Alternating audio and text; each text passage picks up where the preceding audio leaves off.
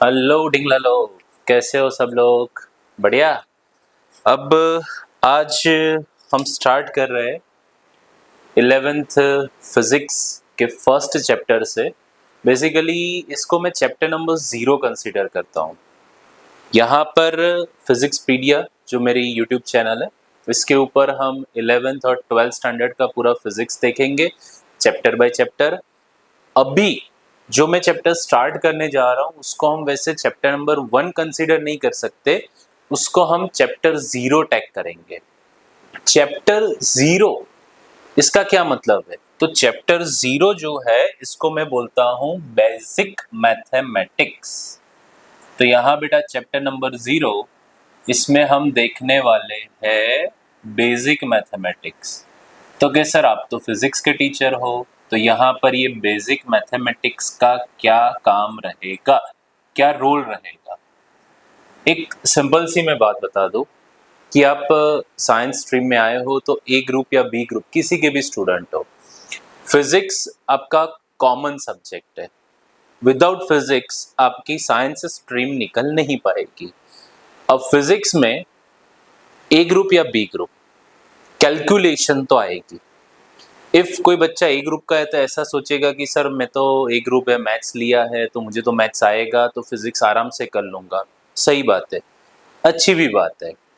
B group वाला बच्चा सोचेगा कि सर मैथ्स वीक है मेरा, मैंने तो बी ग्रुप लिया है, फिजिक्स में इतनी सारी कैलकुलेशन है तो कैसे कर पाएंगे। तो यहाँ पर आप ए ग्रुप या बी ग्रुप के स्टूडेंट हो, फिजिक्स के अंदर जितनी भी मैथ्स जरूरी है, बिकॉज एक पहला स्टेटमेंट मेरा है कि विदाउट मैथ्स फिजिक्स कंप्लीट नहीं हो सकती। फिजिक्स के कंसेप्ट आप समझ लोगे, बट आप कोई भी एग्जाम की प्रिपरेशन कर रहे हो, जेईई मेंस हो या नीट हो या बोर्ड लेवल हो, हर प्रिपरेशन में आपको फिजिक्स में कैलकुलेशन की जरूरत पड़ेगी। विदाउट कैलकुलेशन फिजिक्स नहीं हो पाएगा। तो कंसेप्ट समझ लिए, बट आप कैलकुलेशन नहीं कर पाओगे तो फिजिक्स में डेफिनेटली आप मार्क्स कट करवाओगे अपने। ठीक है, तो यहाँ पर चैप्टर 0 बेसिक मैथमेटिक्स, इसमें इतने कंसेप्ट हम देखने वाले हैं जिसका हमें फिजिक्स में 2 साल में काम आएगा। तो बी ग्रुप वाले बच्चे तो बेटा इसको बहुत अच्छे से करें, बहुत अच्छे से, क्योंकि एक बार ये कर लिया स्टार्टिंग के आपके 11th के 1 महीने में, तो फिर आपको इसकी 2 साल तक जरूरत नहीं पड़ेगी। आप आराम से इसको दिल दिमाग में अपने जहन में सेट कर लोगे तो 2 साल तक इसका डर निकल जाएगा। और ए ग्रुप वाले बच्चे को ये क्यों करना है? क्योंकि यहाँ इतने सारे कंसेप्ट मैं अभी आपको बताने वाला हूँ जो आप मैथ्स में पढ़ोगे, बट बाद में तब तक फिजिक्स में इसका यूज चालू हो गया होगा 11th के अंदर ही। इसीलिए आप कोई भी स्टूडेंट हो, ए ग्रुप बी ग्रुप, आपको तो ये बहुत अच्छे से पढ़ना है। अब यहाँ पर बेसिक मैथमेटिक्स में जो हमारा पहला टॉपिक रहेगा, जो बहुत ही कम टीचर्स पढ़ाते हैं, उसका नाम है अलजेब्रा। आप ये 10th स्टैंडर्ड में पढ़े हो, बट आप यहाँ पे मेरे साथ चलते रहना, बहुत सारे ऐसे टॉपिक्स होंगे, छोटे मोटे टॉपिक्स जो आपको नए लगेंगे। दूसरी बात, कैलकुलेशन प्रैक्टिस होगी, कैलकुलेशन हम फास्ट करने का यहाँ पर ट्राई करेंगे। तो हमारा पूरा ट्राई कैलकुलेशन फास्ट और एक्यूरेसी के ऊपर रहेगा। अलजेब्रा मतलब उसमें क्वाड्रेटिक इक्वेशन, बेसिक पावर्स की कैलकुलेशन, कुछ अलजेब्रिक आइडेंटिटीज, ये सब कुछ अलजेब्रा के अंदर देखेंगे। सेकेंड, हमें देखना है ग्राफ्स। अब ग्राफ्स में straight line, circle, ellipse, parabola, hyperbola, rectangular parabola, ऐसे बहुत बारी बारी नाम आपको अभी लग रहे होंगे, बट ये सारे के सारे स्टेप बाय स्टेप हम देख लेंगे आराम से। और हर ग्राफ का अपना एक इक्वेशन होता है, इक्वेशन तो समझते हो, तो हर ग्राफ का अपना एक इक्वेशन होता है। थर्ड हम देखने वाले हैं ट्रिग्नोमेट्री। अब ट्रिग्नोमेट्री जो आप 10th में पढ़े हो मैथ्स में, जैसे कि ट्रिग्नोमेट्रिक फंक्शन सुन के ही हमें 6 ट्रिग्नोमेट्रिक फंक्शन लाइट हो जाते हैं कि sir sine theta, cos theta, tan theta, cot theta, sec theta and cosec theta. But theta is what? तो कि सर एंगल, एंगल भी पता है। तो ट्रिग्नोमेट्री में मैं एंगल से स्टार्ट करूंगा और जितना जरूरी है वो सब पढ़ाऊंगा। तो कि सर हम क्या एडवांस में पढ़ सकते हैं, क्या एडवांस लेवल का ट्रिग्नोमेट्री में आएगा? तो एक सिंपल सा एग्जांपल दे रहा हूं कि आपको इसमें साइन 45 डिग्री की वैल्यू, तो कि सर ये तो हमने 10th में देखी है, हमें आती है 1/√2। अरे वाह, बहुत बढ़िया। बट मैं गलती से ये पूछ लूं what is the value of sine 135 degree, तो कि सर हमें गलती से भी ये नहीं आता है, सही से भी नहीं आता है। अब 135 degree which is greater than 90 degree, अब ग्रेटर देन 90 तो ये सेकेंड क्वाड्रेंट में चला गया, तो यहाँ पर इसकी वैल्यू आप 10th लेवल तक नहीं पढ़े हो, बट फिजिक्स में बहुत ज़रूरत पड़ेगी इसकी 2 साल में, एग्जाम में भी बहुत ज़रूरत पड़ेगी। तो वहाँ इसको कैसे कैलकुलेट करते हैं साइन 135 डिग्री को, वो हमें देखना है। तो ये तो जस्ट एक एग्जाम्पल दिया बेटा, और भी कुछ ट्रिग्नोमेट्रिक फंक्शंस हम इसमें देखने वाले हैं, कुछ इसकी भी आइडेंटिटीज, कुछ इसके भी अपने फॉर्मूले हैं, वो सब देखेंगे 1 बाय 1, ठीक है। अब ट्रिग्नोमेट्री के बाद क्या आएगा, तो ट्रिग्नोमेट्री के बाद आएगा कैलकुलस। तो कि सर कैलकुलस में क्या आता है, तो कैलकुलस में बहुत ही बारी बारी दो नाम है भाई, एक है डिफरेंशिएशन और एक है इंटीग्रेशन। डिफरेंशिएशन मतलब सिंपल मैं आपको बताऊं, तोड़ना, इंटीग्रेशन मतलब जोड़ना। तो ये दोनों डिटेल में तो नहीं, जितना मैथ्स में आप पढ़ोगे उतना तो नहीं, बट हाँ बेसिक लेवल का डिफरेंशिएशन और इंटीग्रेशन हम बेसिक मैथमेटिक्स में देखेंगे, फिजिक्स के चैप्टर नंबर 0 में। फिफ्थ जो है वो है वेक्टर्स। वेक्टर फिजिकल क्वांटिटीज हमारे सिलेबस में है, और उसके जो एडिशन, सब्ट्रैक्शन, मल्टीप्लिकेशन, डिवीजन, इनके जो रूल्स है ना बच्चा वो अलग है। बचपन से जो आप एल्जेब्रिक एडिशंस या सब्ट्रैक्शन करके आए हो, जैसे कि 2 + 3 5 होता है, बचपन से आप ये करके आओ, आपको इसकी आदत है, आपको ये पता है इसके रूल्स। बट जो वेक्टर्स है इनके addition and subtraction totally different method से होते हैं। तो उनको कैसे, क्योंकि कभी कभी ऐसा भी होगा कि 3 + 2 हम करेंगे वेक्टर्स में तो 5 नहीं होगा, 4 होगा, 1 होगा, 3 होगा, 2 होगा, 2.5 होगा, ये पॉसिबल है। तो वो सब कुछ हम वेक्टर्स के अंदर देखने वाले हैं। तो बच्चा हमारे ये जो चैप्टर नंबर 0 है उसमें ये मेन 5 टॉपिक्स हम 1 बाय 1 कवर करेंगे। तो इसमें अभी मैं स्टार्ट करने जा रहा हूं एल्जेब्रा,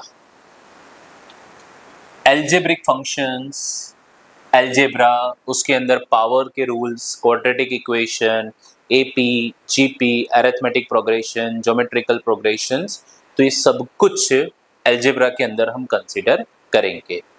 अब पहली बात ये है कि एल्जेब्रिक फंक्शन का मतलब क्या है, what is the meaning of algebraic function.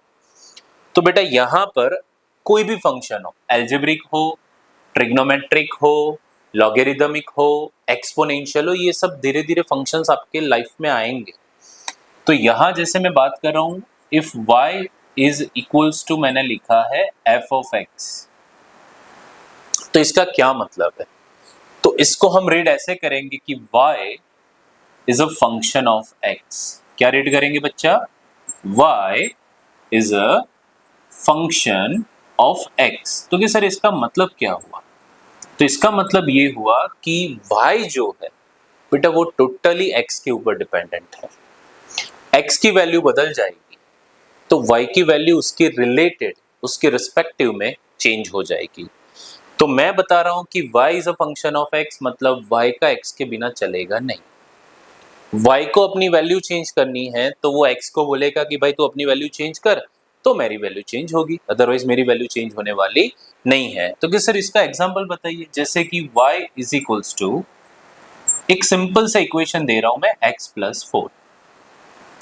बेटा ये जो इक्वेशन है ये एल्जेब्रिक इक्वेशन है, ये एल्जेब्रिक फंक्शन है, इसमें लॉग ई, ट्रिग्नोमेट्री ऐसा कुछ नहीं है, ये एल्जेब्रिक फंक्शन है। अब y इक्वल्स टू x + 4, इसमें ये जो y है it is a function of x। x की आप डिफरेंट वैल्यूज यहां पर पुट करते जाओ, आपको y की नई नई वैल्यूज मिलती जाएगी। इफ x इक्वल्स टू 0 यहां पर पुट करो, तो फॉर x इक्वल्स टू 0 हमें y की क्या वैल्यू मिलेगी बच्चा, तो कि सर 4 मिलेगी। तो बेटा x इक्वल्स टू 1 के लिए हमें y की क्या वैल्यू मिलेगी, तो कि 1 + 4 5 मिलेगी। x इक्वल्स टू -2 रख दो तो कि क्या मिलेगा, तो -2 + 4 प्लस 2 मिलेगा। इट मीन्स कहना मैं यही चाहता हूं कि y is a function of x की वैल्यू बदल गई, y की वैल्यू बदल जाएगी। यहां पर इफ ऐसा कोई ट्रिग्नोमेट्रिक फंक्शन है कि y is equals to x cube plus 3x square plus 2x plus 5, तो ये ट्रिग्नोमेट्रिक फंक्शन है, एल्जेब्रिक फंक्शन है, क्या है? तो इसमें कोई आपको साइन कॉस दिख रहा है? तो क्या नहीं सर, नहीं दिख रहा है। इट मीन्स ये ट्रिग्नोमेट्रिक फंक्शन तो नहीं है, बट मैं आपको बता दूं ये one type of algebraic function है और इसमें भी y is a function of x है। क्या है बच्चा? y is a function of x। तो मैंने आपको फंक्शन की एक बेसिक इंफॉर्मेशन दे दी। बहुत सारे एग्जांपल लिख देता हूं, जैसे कि y is equals to sin x, y equals to log x base e, y equals to e raised to x, y equals to x square plus 2x plus 5। तो कि sir इसका क्या मतलब है? तो ये सारे के सारे बेटा y is a function of x है। y is a function of x, जिसमें ये ट्रिग्नोमेट्रिक फंक्शन है, ये लॉगरिथमिक फंक्शन है, ये एक्सपोनेंशियल फंक्शन है और ये एल्जेब्रिक फंक्शन है। तो आई होप आपको फंक्शन का बेसिक मीनिंग क्लियर हुआ होगा। ऐसा ही पढ़ना, y is a function of x means y dependent of x। Okay, ठीक है। आगे सम रूल्स रिगार्डिंग पावर। तो रूल्स ऑफ पावर में बहुत बेसिक से स्टार्ट कर रहे हैं, आपको पता ही होगा, बट हाँ आप सिर्फ ये चेक करो कि आपकी इसमें स्पीड एक्यूरेसी कितनी है और कौन सा मामला, कौन सा रूल आपको पता नहीं है। इसमें rule number 1, power of any non zero number if zero then result will be definitely 1। किसी भी नॉन जीरो नंबर की पावर 0 होगी तो उसका जो आंसर होगा वो आंसर ऑलवेज 1 होगा। जैसे कि x raise to 0, x should be non zero, okay, तो उसका आंसर 1 होगा। मैं बताऊं 3 रेस टू 0, तो इसका भी आंसर 1 होगा। मैं आपको बोलूं e रेस टू 0, तो कि उसका भी आंसर 1 होगा। तो कि सर ये e क्या है? e मीन्स एक्सपोनेंशियल, एक फंक्शन है और ये एक्सपोनेंशियल फंक्शन की जो वैल्यू है, जस्ट फॉर योर इंफॉर्मेशन, 2.718 है। ओके, तो मैं ऐसा बोलूं कि 2.718 रेस टू 0, तो इसका भी आंसर क्या आएगा? तो कि 1 आएगा। इफ मैं ऐसा बोल दूं कि साइन रेस टू 0x, तो कि इसका भी आंसर 1 आएगा। मतलब कोई भी फंक्शन हो, इफ उसकी पावर, वो नॉन जीरो नंबर है और उसकी पावर रेस टू 0 है, तो उसका आंसर डेफिनेटली 1 बनेगा। ओके, ये आपका रूल नंबर 1 हो गया, if power is 0। Okay, next rule number 2, if किसी भी नॉन जीरो नंबर की पावर इंफिनिटी है, अनडिफाइंड है, तो बेटा result will be also undefined. इसमें एक मैं एग्जांपल, मतलब एक कंडीशन आपको बता दूं कि जो x है मस्ट बी ग्रेटर देन 1। ये रूल नॉन जीरो नंबर तो ठीक है, बट x की वैल्यू ग्रेटर देन 1 होगी उसके लिए ही एप्लीकेबल है, अदरवाइज ये एप्लीकेबल नहीं है। ये बात याद रखना। जैसे कि, तो कि सर ऐसा क्यों, वो अभी समझा रहा हूं। जैसे कि मैं पूछूं 2 रेस टू इंफिनिटी, तो 2 रेस टू इंफिनिटी, इसका जो आंसर होगा वो होगा इंफिनिटी।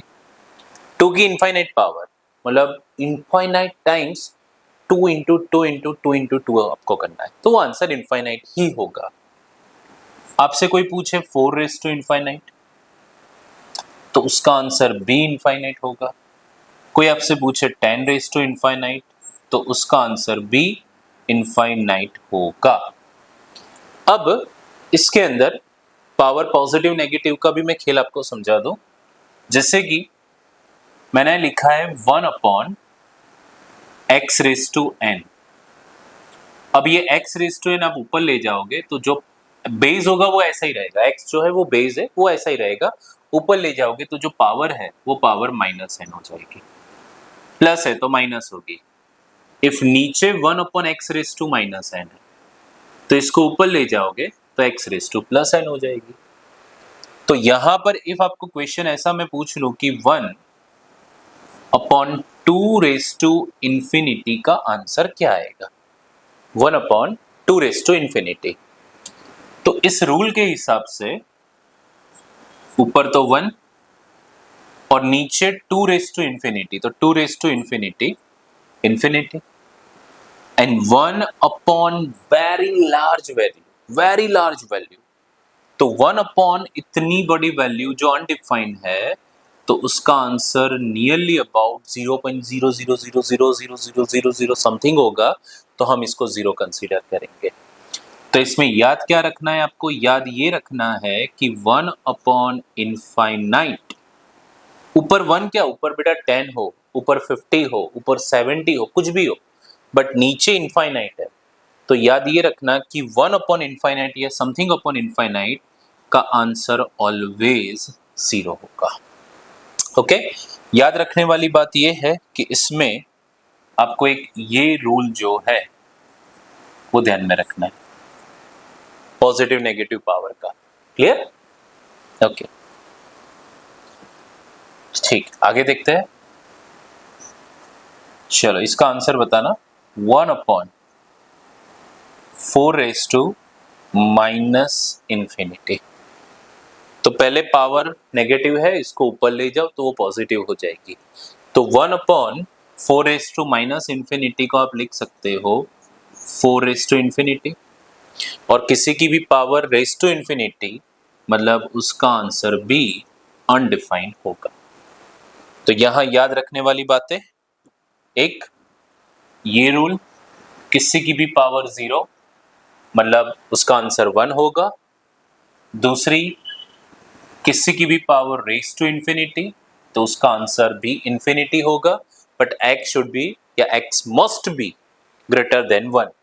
तो कि सर ये कुछ समझ नहीं आ रहा है, ये रूल x ग्रेटर देन 1 के लिए ही क्यों एप्लीकेबल है? कोई भी नंबर की इंफिनिटी पावर तो वैल्यू तो सर बहुत बड़ी आएगी ना, ऐसा नहीं है।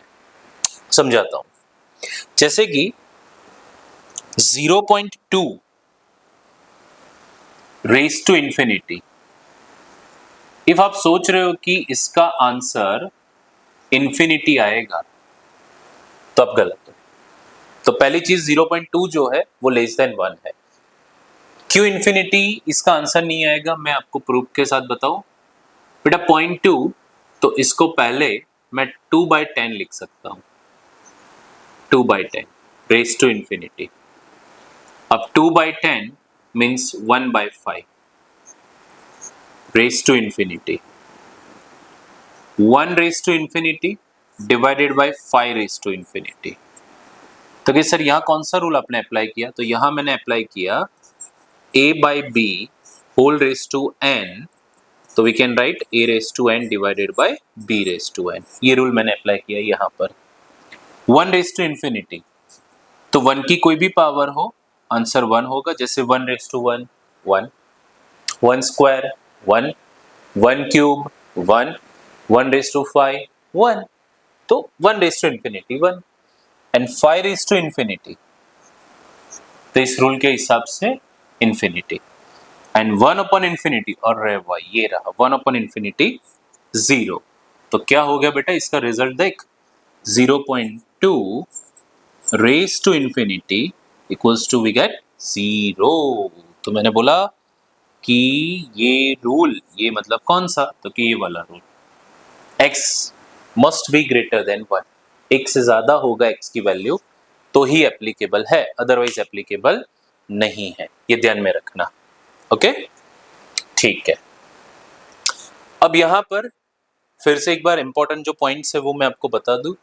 एक ये रूल आपको याद रखना है, फिर ये वाला रूल याद रखना है, ये पावर पॉजिटिव है तो नेगेटिव हो जाएगी, नेगेटिव है तो पॉजिटिव हो जाएगी, तो एक ये याद रख लेना। 1/∞ 0 होता है, ये याद रख लेना। 1 की पावर कोई भी पावर हो, आंसर 1 ही होगा। और हाँ, और एक बात, 0 raise to something, 0 raise to कुछ भी, तो उसका आंसर 0 होगा। 1 रेज टू कुछ भी 1, 0 रेज टू कुछ भी 0। ठीक है, तो ये जो बेसिक रूल्स थे वो आप नोट डाउन कर लेना और ध्यान में रखना। ओके, आगे बढ़ते हैं। अब यहां पर जो मैंने बताया उस हिसाब से x⁻n, इसको आप लिख सकते हो 1/x⁻⁻n। अब जो 10 की पावर्स है बेटा, 10 की पावर्स में थोड़ा सा ध्यान रखना। जैसे कि 10 में 10⁻², या 10⁻² छोड़ो, हम इसको जनरलाइज ही कर देते हैं, x⁻n इंटू x⁻m। तो इसमें जो बेस है वो सेम है, तो बेस को सेम ही रखो x, और जो पावर से वो ऐड हो जाएगी n+n। ओके, उसके बाद x⁻n divided by x⁻m, base वही रहेगा x, बट इसमें जो पावर से वो सब्ट्रैक्शन हो जाएगा, डिवीजन है तो इसलिए, तो x⁻² हो जाएगा n-m। नेक्स्ट यहां ध्यान रखना भाई लोग, x⁻n प्लस x⁻m, इसमें गलती मत करना कि सर इनमें एडिशन है तो पावर मल्टीप्लाई होगा, मतलब मल्टीप्लीकेशन था इनमें तो पावर्स ऐड हुए, तो कैसे इनमें एडिशन है तो पावर्स मल्टीप्लाई होंगे, ये गलती मत करना। इसको यहाँ पर आपको नॉर्मल तरीके से ही सॉल्व करना है, यूजिंग नॉर्मल मेथड, जो करते हो वही, कोई रूल नहीं है यहाँ पर। ओके, चलिए नेक्स्ट, 10² डिवाइडेड बाय 10⁻3, मेरे साथ सॉल्व करते रहिएगा। तो 10² बाय 10⁻3, तो ये होगा 10⁻⁻1। तो क्या सर कैसे हुआ, तो ये वाला रूल लगेगा, दिस वन, ये रूल यहां पर लगा दो, n2 m3 और बेस 10, तो ये रूल यहां पर अप्लाई करोगे तो 10⁻2 - 3 होगा, तो 10⁻2 हो जाएगा -1। ओके, ठीक है, तो मैं कुछ यहाँ पर क्वेश्चंस लिख रहा हूँ, वो आप मेरे साथ सॉल्व करिएगा। मतलब मैं आपको 2 मिनट दे रहा हूँ, वैसे तो वीडियो पॉज करके भी कर सकते हो, बट ये क्वेश्चंस फटाफट से सॉल्व कर दीजिए। जैसे 10² into 10⁻4, 10³ into 10⁻⁻7, 10⁻8 divided by 10⁻⁻4, 10⁻6 divided by 10⁻⁻3।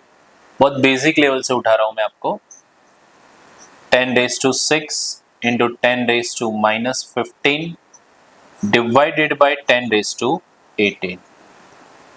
ठीक है, ये 3-4 जो भी क्वेश्चंस लिखे हैं मैंने, ये वाली प्रॉपर्टीज अप्लाई करके इसको आप सॉल्व करो। ओके, ट्राई करो सब लोग, बस ये 2 ही रूल्स आपको यूज करने हैं बार बार, इससे ज्यादा कुछ नहीं है इसमें।